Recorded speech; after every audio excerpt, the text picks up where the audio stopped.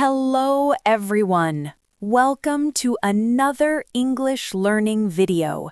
This video will help you improve your speaking skills. I will tell you a beautiful story, sentence by sentence. Pause the video after each sentence and repeat after me. Today, I am going to tell you a short story. It is about a young girl. She loses her phone on the subway. She meets new people while trying to find it. In the end, she finds not only her phone, but also true friendship. Let's begin the story. My name is Emma Johnson, and this is a story about my phone. It is a story about the worst day. It became the best day of my life. I am a college student.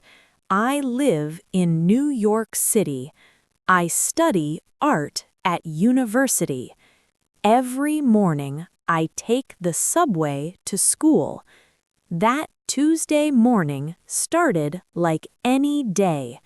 I woke up late. I grabbed my bag. I ran to the subway station. The train was very crowded. I found a small space near the door. People pushed me from all sides. My phone was in my jacket pocket. I always kept it there. The train stopped at my station. I pushed through the crowd. I walked up the stairs. Then I reached for my phone. My pocket was empty. My heart stopped. My phone was gone. All my photos were on that phone. My contacts, my music, everything. I ran back down to the subway platform. The train was already gone. I asked the station worker for help. "Sorry, miss," he said. "Lost phones are hard to find. You can try the lost and found office." I felt terrible. How could I be so careless? I decided not to give up. I will find my phone somehow. First, I went to the Lost and Found office. A kind old woman worked there. She looked through boxes of lost items. "No phones today, dear," she said. "Check back tomorrow. People bring things later." I walked around the subway station. I asked everyone I could find. Nobody had seen my phone. Then I had an idea. Maybe someone found my phone. Maybe they were trying to return it. I needed to use another phone. I needed to call my phone. I saw a coffee shop across the street. I went inside. I asked the owner if I could use his phone. "Sure," said the man. His name was Carlos. "What happened?" he asked. I told him about my lost phone. He listened carefully. "You know what?" Carlos said. "My nephew works for the subway. Maybe he can help you." Carlos called his nephew. His name was Alex. Alex agreed to meet me after work. I felt hope for the first time that day. Alex met me at the coffee shop that evening. He was about my age. He had friendly eyes. He had a warm smile. "Carlos told me about your phone," Alex said. "I work in the subway control room. We have cameras everywhere." My heart jumped.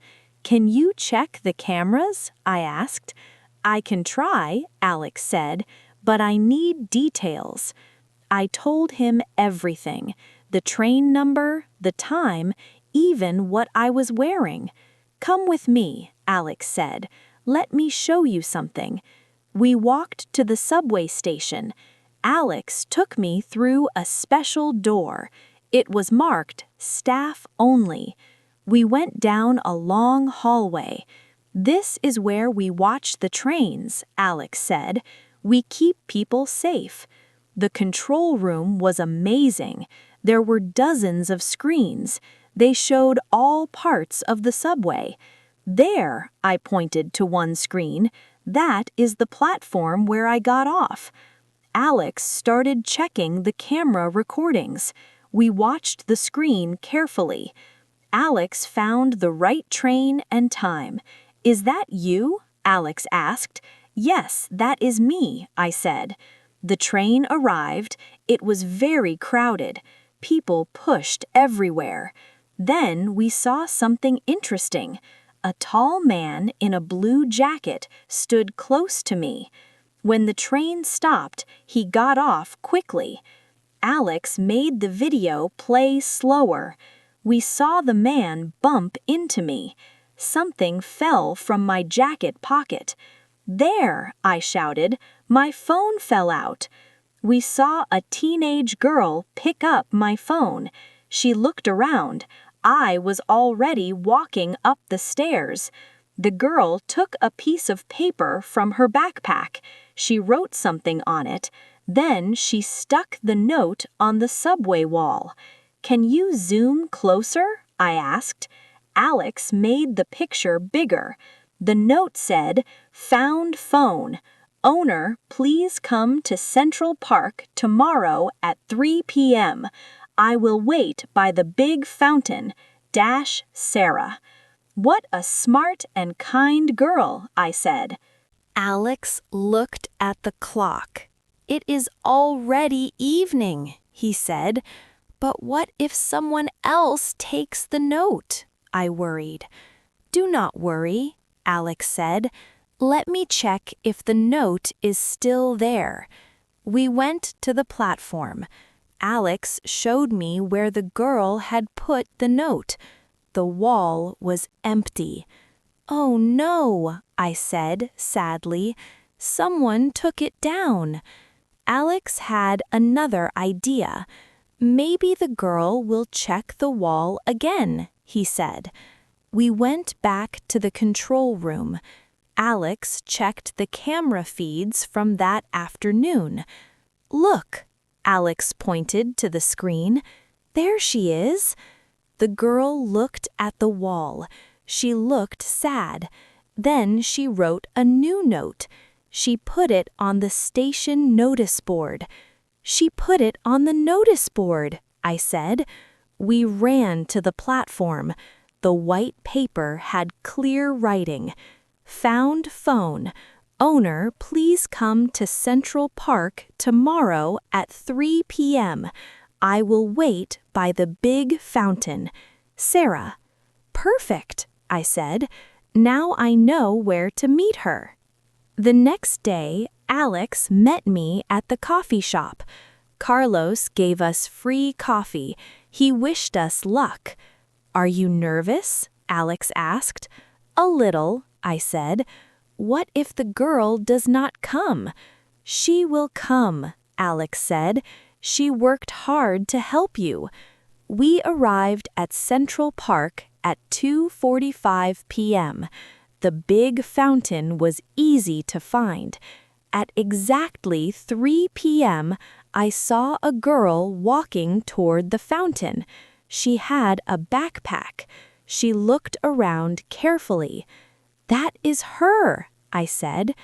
The girl sat on a bench. She took out my phone. She held it so people could see it. I walked up to her. Alex was beside me. Excuse me, I said. Are you Sarah? I think you found my phone. Her eyes got wide. Yes, I am Sarah. Is this your phone? Yes, that is mine, I said happily. Thank you for keeping it safe. Sarah smiled. I put up 2 notes to make sure you saw it, Alex explained.